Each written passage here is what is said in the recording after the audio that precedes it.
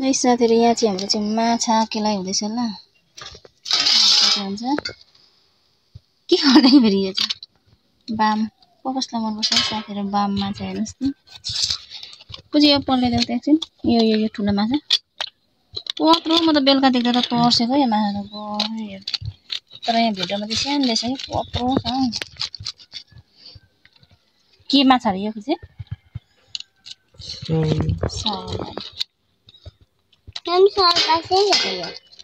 कस्तो दामी जिब्ले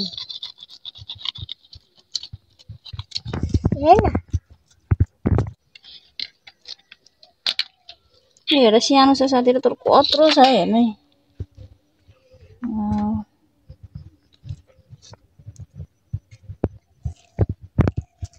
Oh my god, 1 KG त छ होला हौ नि पुजे।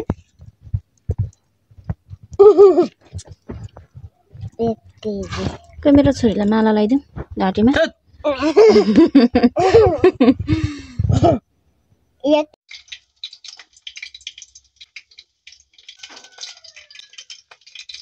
माछा गाइस,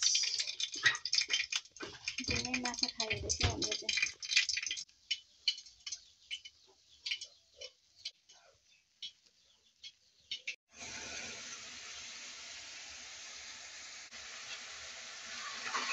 यो चाहिँ माछाको ग्रेभी हो साथीहरु।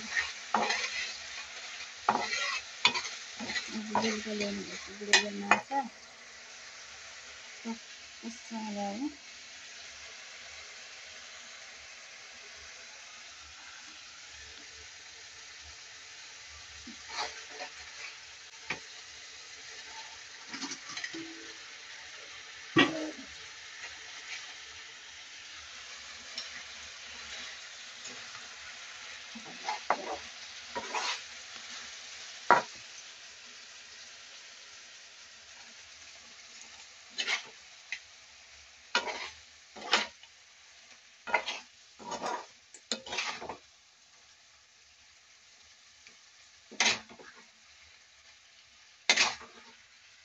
यसरी पकाउँछ गाइस माछा चाहिँ। रस हाल्दैन, रस हाल्नु हुँदा सुप तारा त दिन्छ, नानीहरूलाई अर्किन्छ भनेर म चाहिँ यसरी फ्राई गर्ने हो। यसरी टमाटरको ग्रेभीमा हालिदिने हो। दामी हुँदैन, कसलाई मनपर्छ कमेन्ट गर्ने होला है त।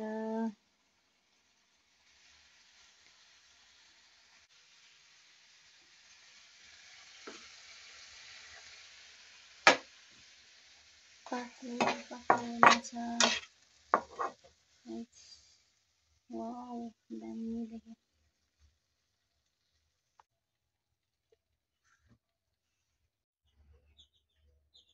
साथीहरु, हाम्रोतिर चाहिँ पानी अहिले बिहान परेर कस्तो सिकसिक लाग्दो भइरहेछ है।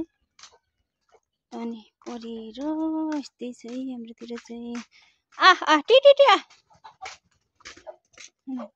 चारो दिनु पर्यो मेरो सेनापति। यति नै हो। टिटिटिटिटि नेउरीले सबै उडाइदिसक्यो गाइस।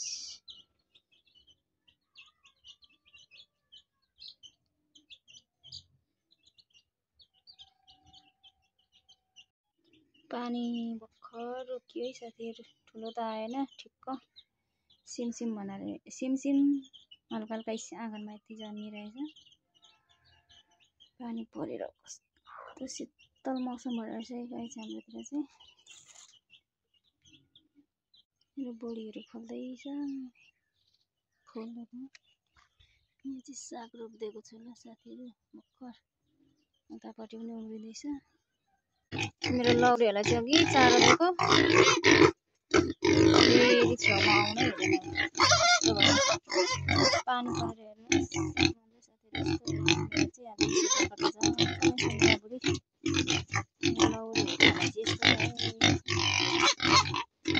अघि चारो खसिएको छ कि भुँडी पुटुस छ तर पनि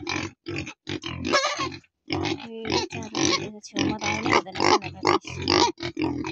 यता चाहिँ यस्तो छ है हाम्रो धानबारी चाहिँ। कसैको पाक्दैछ, हाम्रो चाहिँ हरियो छ साथीहरु। पछि रोपेको हो नि त, त्यही भएर हाम्रो चाहिँ हरियो छ। अब तल्लोपट्टिको चाहिँ काकाहरूको चाहिँ पाक्नु आँट्यो। दसैँ तिहार भन्दै दसैँ तिहार पनि सिद्धियो। अब धान काट्ने बेला आयो है साथीहरु। यतिकै आज भन्नु भोलि भन्नु दिनदिनै उमेर ढल्किँदै जान्छ, बुढी हुँदै जान्छ। आज हो कि भोलि हो, मरि पनि हालिन्छ। यस्तै छ जिन्दगी साथीहरु। तपाईहरुकोतिर चाहिँ कस्तो छ मौसम? हाम्रोतिर चाहिँ आज यस्तो दामी शीतल मौसम भएको छ।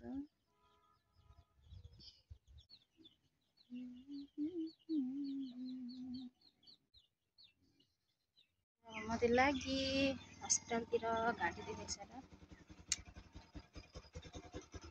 बुढाबुढी चाहिँ लुगा लिन्छु।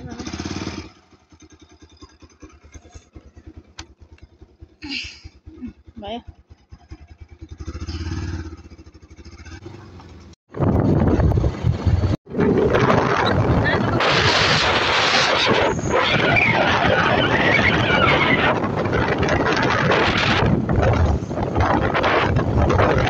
हाम्रो निजी हस्पिटल आइपुग्ने साथीहरु चाहिँ बाइकहरु राख्ने राख्छौँ अनि भित्र पस्नेछौँ। अनि हाम्रो चाहिँ हस्पिटल यस्तो छ साथीहरु। मेची हस्पिटल पहिला पुरानोमा चाहिँ धेरै फोहोरी हैन, फोहोर नराम्रो कस्तो थियो, डाक्टरहरु पनि कस्तो थियो हैन। अहिले चाहिँ यो नयाँमा चाहिँ डाक्टरहरु पनि राम्रो छ। एउटै रुममा 2 जना डाक्टर 3 जना हुनुहुन्छ। छिट्टो पनि हुन्छ, बिमामा बस्दा पनि। भरे दबाई माथि टाइम लाग्छ। अन्त पुरानो हस्पिटलहरु चाहिँ नयाँमा चाहिँ धेरै सुविधा छ साथीहरु। हाम्रो चाहिँ यस्तो छ हाम्रो सरकारी मेची हस्पिटल। मोमो खाँदैछौँ साथीहरु हामी चाहिँ।